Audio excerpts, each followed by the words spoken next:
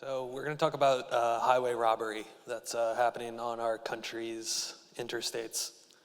Bleecker Street is short Aurora Innovation. It is a $14 billion market cap, largely pre-revenue, autonomous trucking, de-SPAC, came public in 2021. On May 1st of this year, it announced that it completed its first fully autonomous freight run. Oh, right. I knew we'd get AI or autonomous in here somewhere. It completed its first autonomous freight run on May 1st between Houston and Dallas.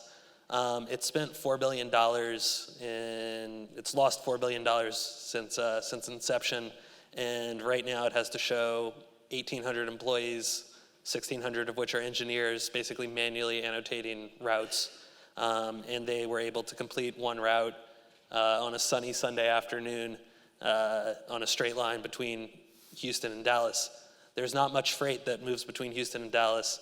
But it's flat. It's not a hill, flat, right? It's not straight. a hill. Okay. Be a very boring drive. Perfect for an autonomous truck.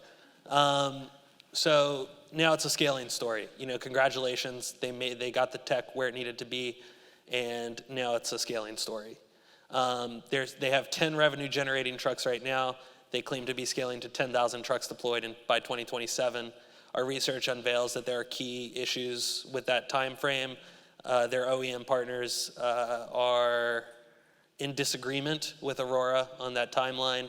There is new competition that's Kodiak is coming public in this summer, and there's a lot of competition with better business models, less burn.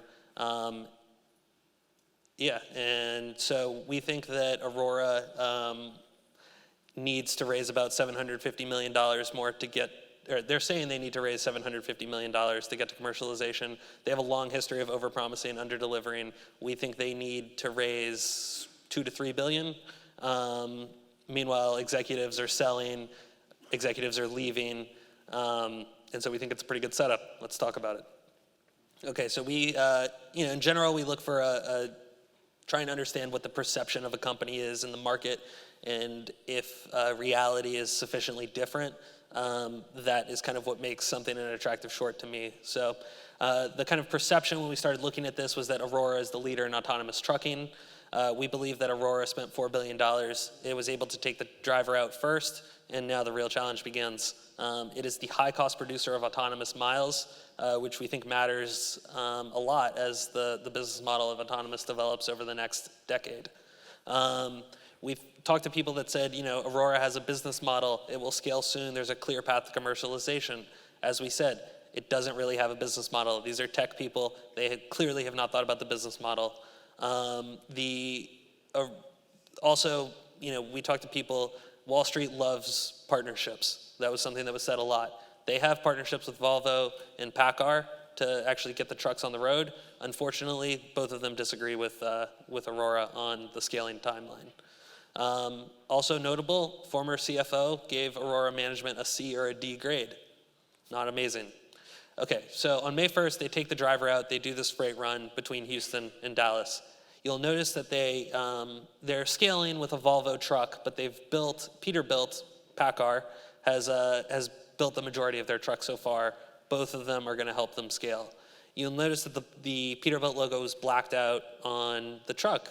There was a lot of press, a lot of excitement around this event. We were wondering why. So we asked PACCAR IR, and they said, in our view, it's still pretty early days on the road to commercializing autonomous trucks. We will not agree to commercialize anything that is not proven to be super safe. We're not there yet. So they told them to take it off, basically. They said, yeah, leave us out of this one. Okay. And then on the kind of more industry scaling timeline, industry expert, they need to survive like 10 years past launch, at which point they will maybe start offsetting their costs. It's a very expensive business, and unfortunately they don't have the business model to really make it 10 years, in our opinion. So PACCAR is one truck partner, Volvo is the other one. Volvo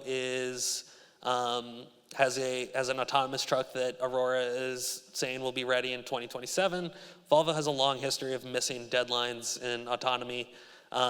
We talked to a Volvo senior executive. For the 2027 Volvo product, it's not there yet because now it's already 2025. I think the time window is really about 2030, not 2027. So we don't think that Volvo signed off on this. We don't think they're there yet. Meanwhile, Volvo is doing layoffs in autonomy and at their main plant. So I think it's going to take a lot more capital and a lot longer than Aurora is saying. As we discussed, there's a lot of competition. Aurora wants you to think that they have a tech and business lead. Another industry veteran, Aurora has done a very good job, but under the hood, there's nothing special in their AV stack, autonomous vehicle stack. Like we said, there are a lot of engineers working on this sort of manually, and that's very expensive. Look what happened to Cruise. They're now bankrupt. So on the eve of commercialization, in this January, Aurora went to CES and announced that they were partnering with NVIDIA and Continental to deliver driverless trucks at scale. Stock goes up 51% on this news. That was basically the same news that they announced in 2018 when they said NVIDIA and Aurora would collaborate to build a next generation autonomous vehicle compute platform. At that time in 2018, they said, we will have cars and trucks on the road in the next couple of years. Now they're just focusing on trucks. They pivoted to just trucks because they said it was a cleaner commercial and regulatory environment. Meanwhile, Waymo is succeeding already on the roads.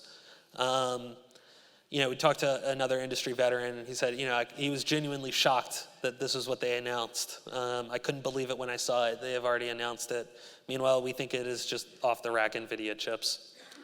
Aurora has, as I said, very long history of understating how much capital is needed in this business. Original SPAC presentation claimed they were raising enough money to get to launch, which would have been, what happened this May. Since then, they've raised an additional $820 million at prices that are much lower than where they are now. They have diluted its share count by 50% since the IPO and announced the $500 million ATM in February. Last week, they said, we are going to need $650 to $850 million more to reach cash flow break even. However, we think that number is closer to $2 to $3 billion. Meanwhile, you're seeing insiders leaving and selling, which is not what you want to see on the eve of hockey stick growth and commercialization. Its co-founder Sterling Anderson left the company. Aurora's engineering lead left the company in August 2024, just a few months after presenting at their analyst day. And their general counsel left the company in January 2025. CEO Chris Urmson just entered a new 10b5-1 plan. Reid Hoffman sold 14.8 million shares in November at $5 a share, and Sterling Anderson sold $8 million a share between $2 and $3, and he can sell 44.8 million shares post-resignation, which will be effective in 3 weeks. So, a former PACCAR senior employee, again, a key scaling partner for them. Aurora's got to go out there with whatever money they've got left and try and force the market. I'm not sure I would stick around if I were Sterling Anderson. So we are short Aurora. There will be a full report going up on our website shortly, and that's our report.